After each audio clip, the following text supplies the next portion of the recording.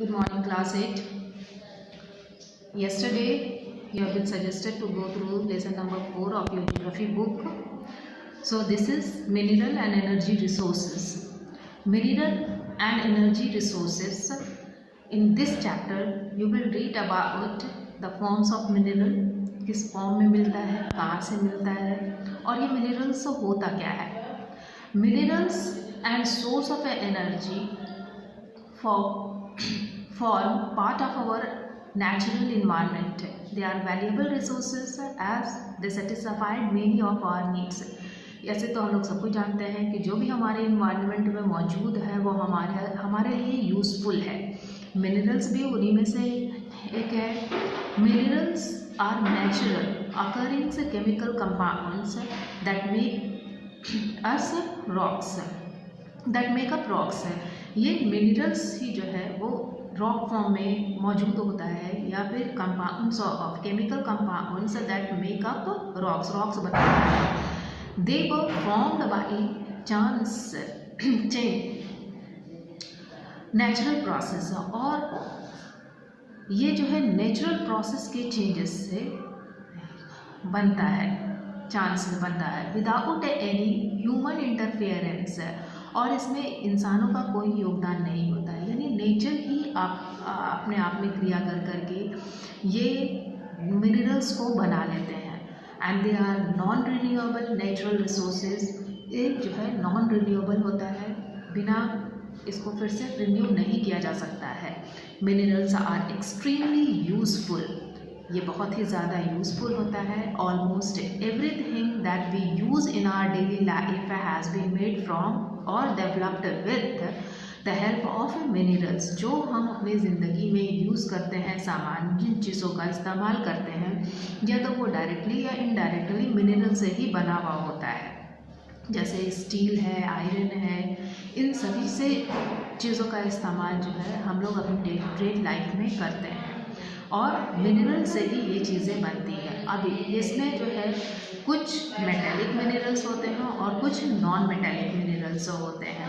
जैसे petroleum, cement, ये सब जो है वो नॉन मेटेलिक मिनरल्स में आ जाते हैं. इन सारी चीज़ों का इस्तेमाल हम लोग अपनी ज़िंदगी में करते हैं. इवन सॉल्ट को ले लो, without which food is tasteless है, ये भी एक मिनरल्स है. अब टाइप ऑफ मिनरल्स में अभी मैंने बताया कि मिनरल्स जो है वो मेटेलिक और नॉन मेटेलिक होता है. Minerals vary in physical properties like colour and hardness as well as in the chemical composition. क्या होता है इसमें कि ये अपने अपने प्रॉपर्टीज़ के हिसाब से कोई ज़्यादा हार्ड और कोई कम हार्ड होता है. While coal is usually black और brown. Diamond ranges from colourless to black. हम जानते हैं कि कोयला हमेशा काला होता है या ब्राउन होता है, और डायमंड भी अपने प्रेजेंट फॉर्म में कोल फॉर्म में ही, कार्बन फॉर्म में ही मिलता है. बाद में ये कलरलेस या फिर वाइट बना दिया जाता है इसको. बहुत सारे मिनरल्स जो है अलग अलग कलर के भी हो सकते हैं, उसमें pink, white, yellow, red, green सभी तरह के होते हैं. अलग अलग उसको आइडेंटिफाई किया जाता है. And diamond is the hardest minerals, white dark is the softest. Diamond को सबसे हार्डेस्ट कहा जाता है. ये सब याद रखने वाली बातें हैं कि कौन सा मिनरल्स जो होता है वो हार्डेस्ट होता है, कौन सा सॉफ्टेस्ट होता है, कौन जो है वो मेटेलिक है, कौन नॉन मेटेलिक है, इन दोनों में डिफरेंसेस क्या होता है. तो minerals are classify mainly as the metallic and non metallic. अब मेटेलिक मिनरल्स जो होते हैं उसके क्या कैरेक्टरिस्टिक होते हैं और नॉन मेटेलिक जो मिनरल्स होते हैं उसके क्या कैरेक्टरिस्टिक होते हैं, उसको भी पहचानना है. डिस्टिंग्विश करने में के लिए कभी भी पूछा जाता है. Metallic minerals contents metal. उसमें मेटल होता है. Metals are a hard substance that conduct heat and electricity. इसमें हीट एंड इलेक्ट्रिसिटी को अच्छा आराम से कंडक्ट किया जा सकता है, यानी good conductor of heat and electricity बोला जाता है मेटेलिक मिनरल्स को they have the characteristic lustre and shine, इसमें चमक भी होती है, एंड दे आर मैलिएबल, मतलब इसको मेल्ट करके हम किसी भी फॉर्म में दे सकते हैं, चाहे उसे लंबा बना दे, पतला बना दे, तार का शेप दे दे। डक्टाइल्स जो होता है can be drawn into wire, ductile से वायर बनता है। And the metallic minerals include iron और मैग्नीशियम, मैग्नीशियम और गैलियंस यानी लीड और बॉक्साइट, एल्युमिनियम ओर्स, ये सारे गुड मिनरल्स बोले जाते हैं। एंड कंपाउंड और solution compounds composed of 2 or more metals are called alloys।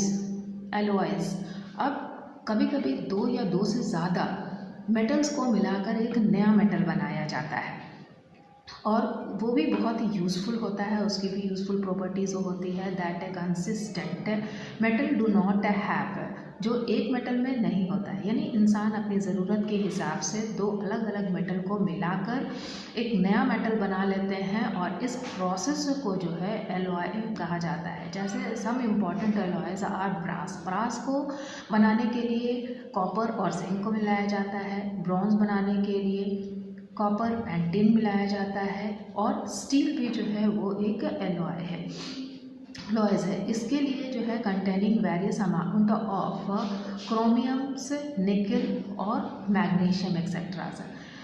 Metallic minerals may be ferrous और non ferrous. Ferrous minerals like iron ore और magnesium ores and chromites containing irons, and non-ferrous minerals does not contain iron। यानी देखो, furious में iron मौजूद होता है but non ferrous में iron नहीं होता है, but many contents some other metal, लेकिन उसमें दूसरे मेटल्स मौजूद होते हैं, जैसे गोल्ड, सिल्वर, कॉपर और लीड। ये सारे जो एक्सपेंसिव मेटल्स हैं या फिर रेयर मेटल्स हैं, ये उसमें मिक्स होते हैं। नॉन मेटेलिक मिनरल्स, अब ये तो all this is about metallic, जो मेटल होते हैं जिसको पिघलाया जाता है और पिघला के किसी भी फॉर्म में बना दिया जाता है। अब नॉन मेटेलिक में आते हैं। Minerals that do not contain metals are called non metallic minerals. इसमें लाइम स्टोन्स जो है, mica and gypsums are the examples of such minerals. ये सब नॉन मेटेलिक होते हैं। Non metallic minerals also include minerals fuel like coal and petrol, भी non metallic होते हैं।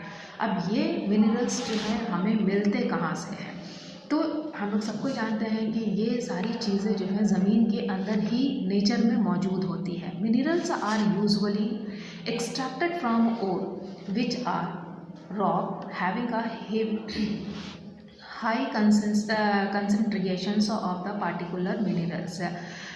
ये सब रॉक्स में ज़्यादातर मौजूद होते हैं, यानी प्लेटो रीजन या फिर माउंटेन रीजन वाला एरिया जो है वहाँ पे मिलेगा। या metals are often extracted from their ore by heating beyond the metallic point. जब बहुत ज़्यादा गर्म होता है, मेटेलिक पॉइंट को गर्म कर करके हीटिंग के बाद भी निकाला जाता है, तो this process is known as, खुदाई करके निकाला जाता है, माइनिंग करते हैं इसको। और that lie near the surface of simply dug out. और कुछ ओर्स जो क्रूड मिनरल्स होते हैं उसको सिंपली डग आउट करके भी निकाला जा सकता है, और इस डग आउट करके निकालने वाले प्रोसेस को कहते हैं क्वेरलिंग्स।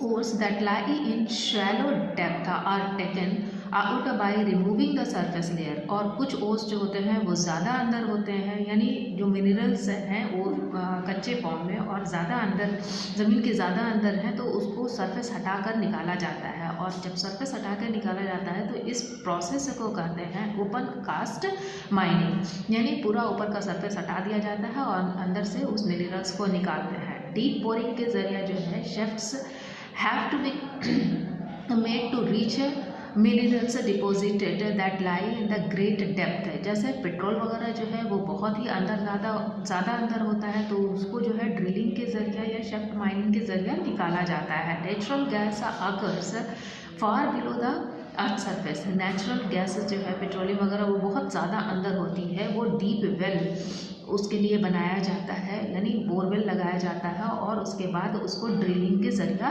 निकालते हैं। यानी हर चीज़ को, हर अलग अलग मटेरियल को निकालने का अलग अलग तरीका होता है, उसके क्वांटिटी के हिसाब से, उसके प्रॉपर्टीज़ के हिसाब से उसको निकाला जाता है। Distribution of minerals are not uniformly distributed over the world, यानी ऐसा नहीं है कि कौन सी जगह पे क्या मिलेगा ये पहले से डिसाइडेड है, ठीक है, यूनिफॉर्मली डिस्ट्रीब्यूटेड नहीं है।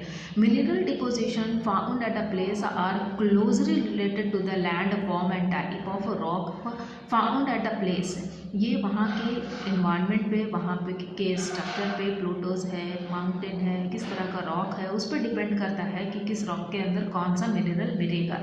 Generally metallic minerals contain iron, magnesium, copper, etc. are found in the plateau, composed chiefly in the metamorphic and igneous rock। यानी प्लेटो एरिया में जहाँ पे मेटामॉर्फिक और इग्नियस रॉक होते हैं वहाँ पे आयरन वगैरह मिलता है। And plains and young found mountain composed chiefly the sedimentary rocks, यानी जहाँ पे यंग माउंटेन्स होते हैं, प्लेन लैंड होता है, सेडिमेंट्री रॉक्स होता है, तो containing mostly non metallic minerals like limestone, यानी चूना पत्थर जिसको बोलते हैं। They also contain minerals fuel. अब कहाँ पे कौन सा मेटल है, वाइज डिस्ट्रीब्यूशन, ये वाला पैराग्राफ पढ़ना पड़ेगा। Content wise distributions of mineral, यानी एशिया में ज़्यादा क्या मिलता है, यूरोप में क्या मिलता है, नॉर्थ अमेरिका में क्या मिलता है, साउथ अमेरिका में, मतलब ये सारे एरियाज़ जो हैं कौन से मिनरल के लिए जाने जाते हैं। यहाँ से अब जहाँ पे ज़्यादा मिनरल होता होगा तो वहाँ से उस चीज़ का एक्सपोर्ट भी होता है, जहाँ पे कम मिनरल्स निकलते हैं जिस एरिया में, वो लोग इंपोर्ट करते हैं। तो इसको आप लोग एक बार पढ़ लीजिएगा। आज के लिए इतना ही, दैट्स ऑल, थैंक यू।